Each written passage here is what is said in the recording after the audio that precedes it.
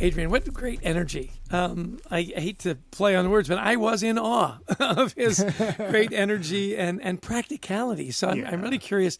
I know what my takeaways are.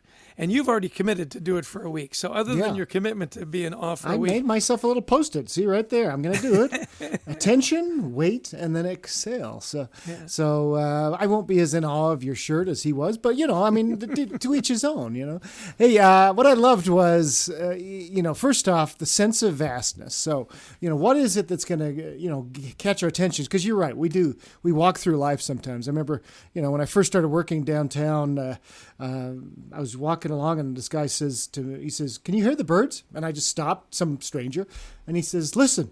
And he was right. There were birds all up on the buildings singing their songs and stuff. And he says, nobody is paying attention to them.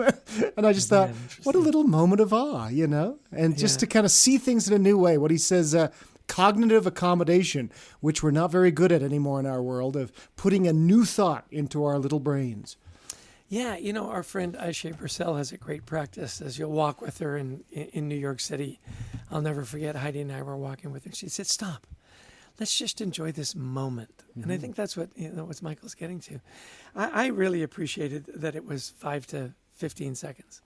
We can say, I can't find 10 minutes to meditate. I can find 2 hours to watch a Marvel movie on my phone. Exactly. But I can't find 10 minutes to meditate. Yeah.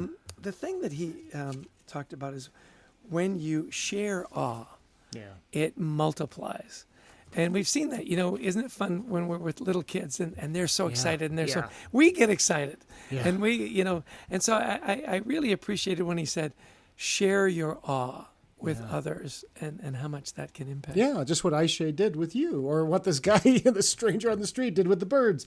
And I love that. And again, he says it doesn't have to be big moments. It doesn't have to be standing on the edge of the Grand Canyon or going to your favorite, rock concert, as he says, to have this moment. Like for you going to a Barry Manilow concert,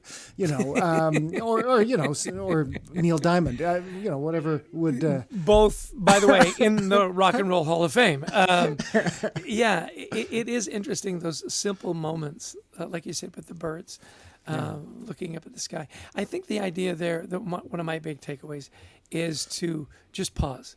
Yeah. Just literally take 15 seconds. Yeah. I love that he said he was in awe of his dog. I thought of you immediately with your dog, all the dogs you've had in your life. That's right. That dog is really amazing. And I think dogs in particular, they always seem, well, not always, when they're not biting you. I mean, they're always so happy. I love coming home to a dog because they're always like, he's back. I know. My dog catches a Frisbee. He jumps up in the air. He's 4 feet in the air. He's catching a Frisbee. And it's just sort of like, oh, yeah, that's what he does. But no, it's amazing. Yeah. I had a quick moment of awe earlier. I was, on a call with a friend, and he was teaching me a new principle and some coaching tips and so on. And our Zoom call kind of glitched. And he said, yeah, it did glitch, but think about it. It's kind of amazing that we're video chatting. I mean, even 10 years ago, that's technology. It'll never work.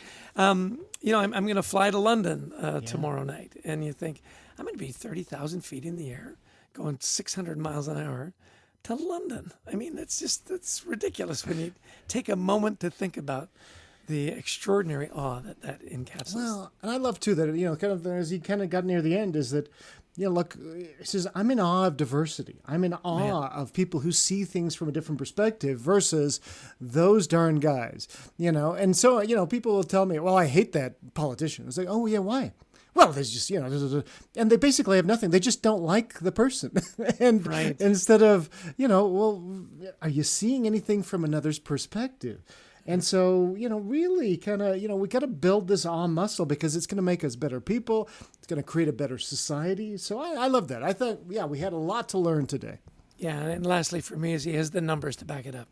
I mean, this is good, solid research, 300 patients, 200 doctors and nurses, and they could calibrate a 35% reduction in depression and anxiety. And I love when you can say, yeah, that makes sense. I'm sure it would make me feel good. And then give me the case studies that says, and here's the reduction we saw. So I thought it was wonderful. Well, I am always in awe of our wonderful team that supports this podcast. Brent Klein, who makes us sound great, can't make us look any better. It's a podcast, but we sound great.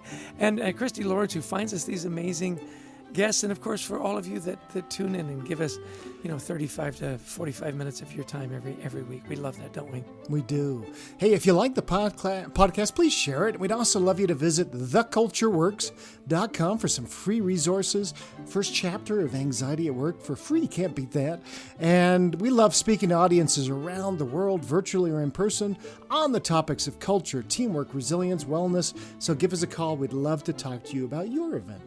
Yeah, and like Michael, we've got a book called Anxiety at Work. It's available digitally. It's on Audible, and of course at fine bookstores everywhere. Buy a copy and share it with a friend.